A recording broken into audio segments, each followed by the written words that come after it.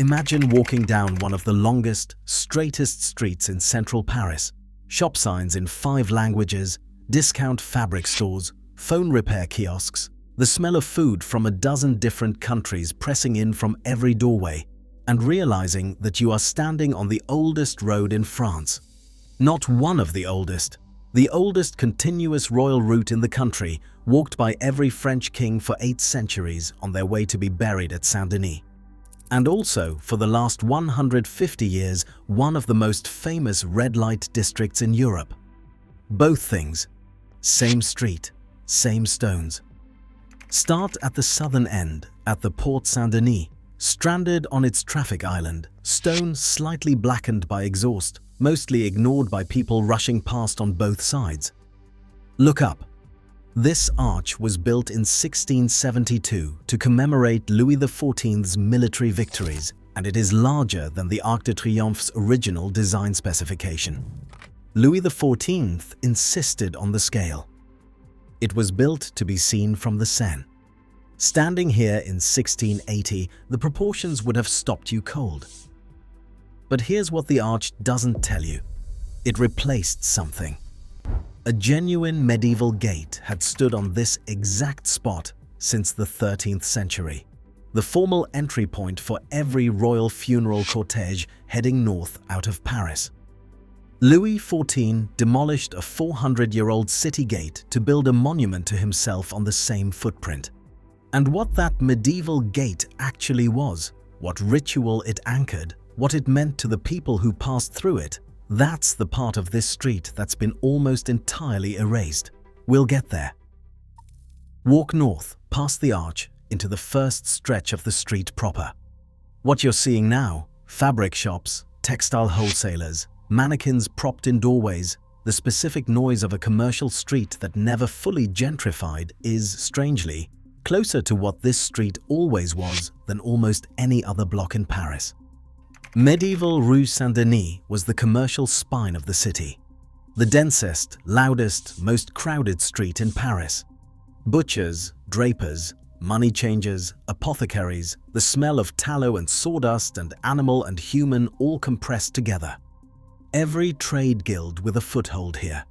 And Rue Saint-Denis had more guild exemptions than any other street in the city, which made it simultaneously the most regulated and the most chaotic commercial address in Paris, a legal contradiction that the street somehow sustained for centuries. And here's the detail that should genuinely stop you. On the days of royal funerary processions, those same butcher stalls and money changers lining the route were simply pushed back against the walls. The king's coffin passed between the shops. The market reopened when the cortege had cleared. The people who watched weren't only grieving subjects, they were also customers, and the two roles were never entirely separate on this street. Continue north to where the modern facades take over completely. Almost no surviving pre-19th century buildings here, just a few remnant doorframes set into newer stone. This is where the medieval religious infrastructure used to be. Chapels, confraternities, a hospice. At least 2 significant convents whose walls abutted the street directly. Pilgrims walking north to the Abbey of Saint-Denis moved through this section and were expected to stop, pray, give alms, buy indulgences at the chapels along the way. The old medieval gate that Louis XIV demolished was built directly adjacent to one of these chapels, and the royal funerary procession included a formal liturgical pause at the gate. Prayers were said, rites were performed before the coffin passed through. That gate wasn't just an entrance, it was a sacred stop built into the city's infrastructure. Louis XIV replaced a prayer station with a trophy arch, and if that feels like a statement about the difference between medieval and early modern kingship, that's because it is. But here's the deeper thing.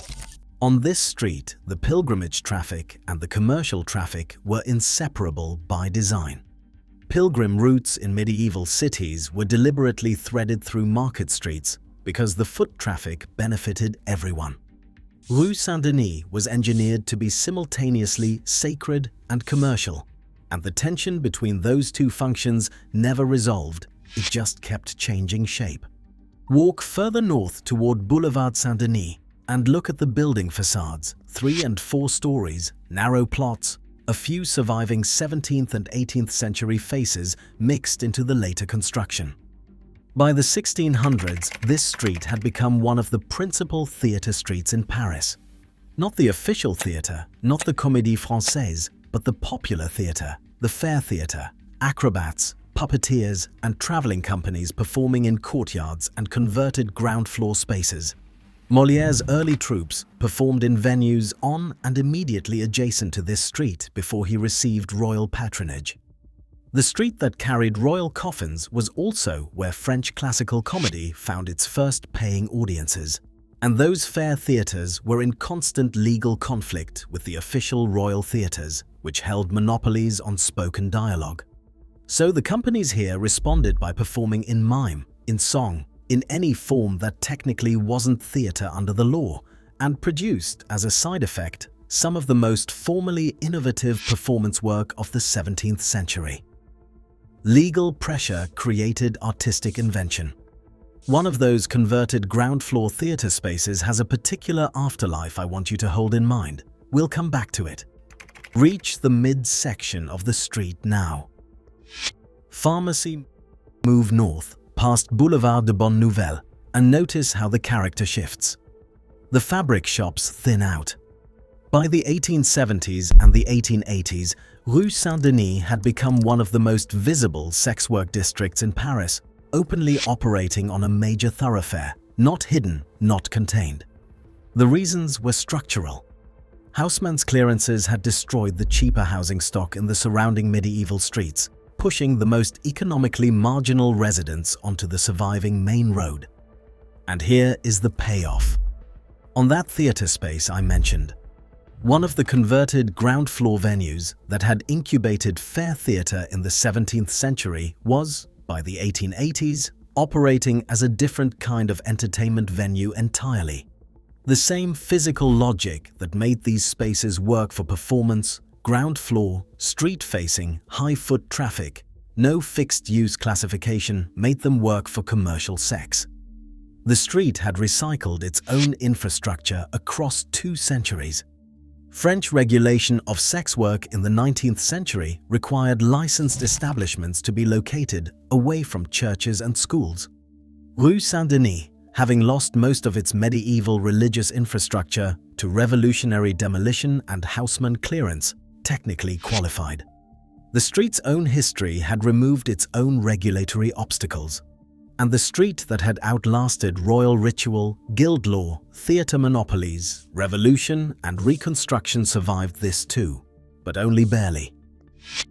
In the 1960s and 1970s, serious municipal proposals emerged to demolish significant sections of Rue Saint-Denis as part of the broader Les Halles redevelopment. The street was classified as a problem zone. The Les Halles demolition of 1971 removed the medieval market that had anchored the eastern edge of this street's economy for centuries.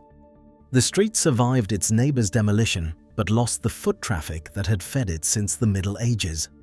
Formal proposals for the street itself were ultimately rejected, partly on heritage grounds and partly because the fabric district's commercial interests lobbied hard and effectively. The street that had survived everything was nearly erased by a planning committee, but it was saved in significant part by wholesale fabric merchants. Come back to the Porte Saint-Denis. Traffic circles it. Stone is blackened by exhaust. The arch that Louis XIV built to replace the medieval gate still stands, while the medieval gate, the chapels, the convents, the fair theatres, and the medieval alleys are all gone. What remains is the street itself and one arch, and the only version of this history that has been officially commemorated is the one Louis XIV wanted remembered. On certain mornings, before the fabric shops open and the street finds its noise, the arch throws a shadow straight down the center of the road. The same axis the royal coffins traveled, the same line the barricades crossed. The most sacred and the most profane address in Paris, in sequence, on the same stones. The shadow is always the same. The street just keeps changing what it means.